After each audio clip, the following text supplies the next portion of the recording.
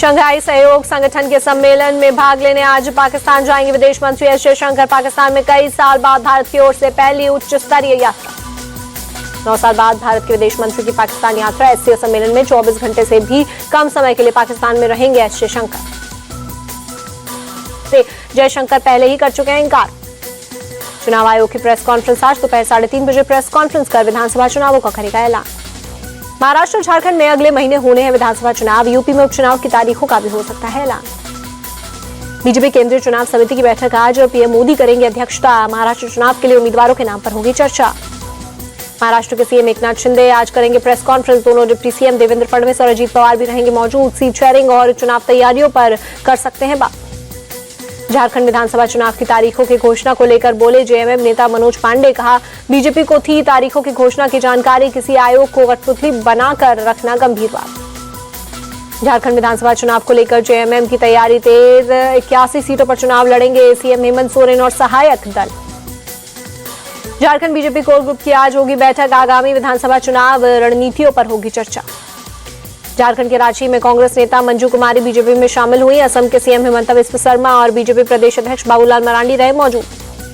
उत्तर प्रदेश के बहराइच में कल हुई हिंसा के बाद भारी संख्या में पुलिस बल तैनात। हिंसाग्रस्त इलाकों में अर्धसैनिक बलों की गई तैनाती।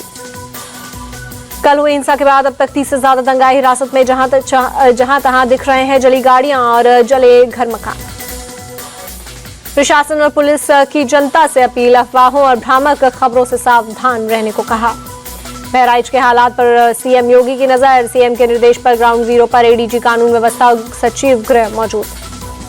बहराइच की घटना पर बोले आरएलडी नेता मलूक नागर। असामाजिक तत्वों के खिलाफ होगी सख्त कार्रवाई। किसी को भी माहौल खराब नहीं करने दिया जाएगा।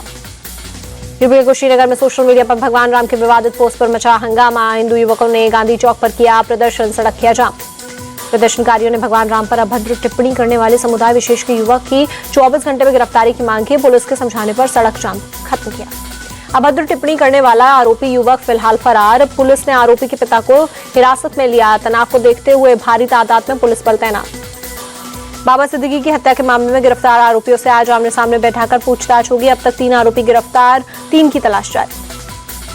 पंजाब में 9,398 ग्राम पंचायतों के लिए मतदान जारी। लुधियाना में मतदान केंद्रों पर महिला और पुरुषों की दिखी कतारें।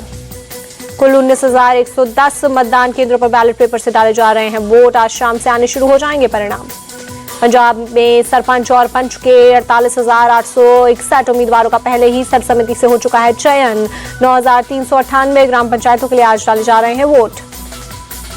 पंजाब के अमृतसर में ग्राम पंचायत के लिए मतदान जारी। मुलेचक के एक मतदान केंद्र पर वोटिंग के लिए लगी लोगों की भीड़। जम्मू कश्मीर में 16 अक्टूबर को उमर अब्दुल्ला लेंगे मुख्यमंत्री पद की शपथ। सुबह 11:30 बजे होगा शपथ ग्रहण समारोह। उमर अब्दुल्ला को राजभवन की तरफ से इन्विटेशन लेटर सौंपा गया। श्रीनगर के शेर कश्मीर इंटरनेशनल कॉन्फ्रेंस सेंटर में होगा नई सरकार का शपथ ग्रहण। हरियाणा में 17 अक्टूबर को होगी नई सरकार का गठन। नायब सिंह सैनी का दूसरी बार सीएम बनना तय। 16 अक्टूबर को विधान दल की बैठक में चुना जाएगा नेता। पंचकुला के दशहरा ग्राउंड में होगा नए सीएम का शपथ ग्रहण समारोह। पीएम मोदी सहित बीजेपी शासित सभी राज्यों के सीएम और एनडीए के बड़े नेता रहेंगे मौजूद। खालिस्तानी उग्रवादी निज्जर मामले में भारत और कनाडा के बीच बढ़ा तनाव। भारत सरकार ने कनाडा के उच्चायुक्त सहित 6 राजनयिकों को किया निष्कासित। विदेश मंत्रालय ने कनाडा के उच्चायुक्त को किया तलब। राजनयिकों को 19 अक्टूबर की रात 12 बजे से पहले देश छोड़ने का दिया आदेश। भारत सरकार ने कनाडा से राजनयिक संबंध किए खत्म। भारतीय उच्चायुक्त समेत सभी राजनयिकों को कनाडा से वापस भारत बुलाने का किया फैसला। विदेश मंत्रालय ने कहा, भारतीय उच्चायुक्त पर बेबुनियाद आरोप बर्दाश्त नहीं। ट्रूडो सरकार के एक्शन ने भारतीय डिप्लोमेट की सुरक्षा खतरे में डाली। कनाडा और भारत के बीच तनाव पर जस्टिन ट्रूडो की सफाई। कहा, हमने भारत के साथ संबंधों में तनाव पैदा करने का विकल्प नहीं चुना। भारत की सख्ती के बाद पीएम ट्रूडो ने दोनों देश के लोगों के आपसी संबंधों को दी दुहाई। कहा, लोगों के बीच गहरे ऐतिहासिक और व्यापारिक संबंध। कनाडा के उच्चायुक्त डी स्टीव वर्डवेलर ने निज्जर कांड में सबूत मुहैया करवाने की बात कही। बोले, भारत को उन सभी आरोपों पर गौर करना चाहिए। कनाडा में भारत के पूर्व उच्चायुक्त केपी फेबियन ने ट्रूडो को खालिस्तानियों के साथ बताया। कहा, जब तक कनाडा में सरकार नहीं बदलती तब तक हालात ऐसे ही रहने वाले। श्रीलंकाई नौसेना ने 51 भारतीय मछुआरों को किया रिहा। चेन्नई एयरपोर्ट पर सरकार ने मछुआरों का किया स्वागत। 5G को लेकर संचार मंत्री ज्योतिरादित्य सिंधिया का बड़ा बयान। बोले, 5G से 2040 तक अर्थव्यवस्था में $450 बिलियन का योगदान। दिल्ली के भारत मंडपम में आयोजित दूरसंचार कार्यक्रम में बोले सिंधिया, केवल 22 महीनों में 5G टेक्नोलॉजी देश के 98% जिलों और 80% आबादी तक पहुंची। गुजरात में विकास सप्ताह का आज आखिरी दिन सीएम भूपेंद्र पटेल ने गांधीनगर में किया विभिन्न विकास कार्यों का उद्घाटन और शिलान्यास। चेन्नई में आज भी भारी बारिश, कल से हो रही बारिश से शहर के कई इलाकों में हालात बिगड़े।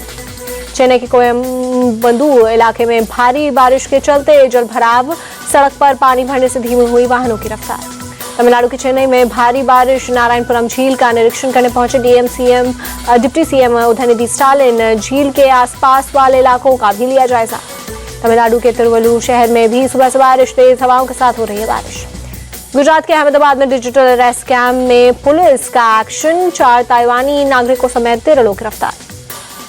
यूपी के अयोध्या में दिवाली की तैयारियां तेज, दीपोत्सव के लिए दिए किए जा रहे हैं तैयार।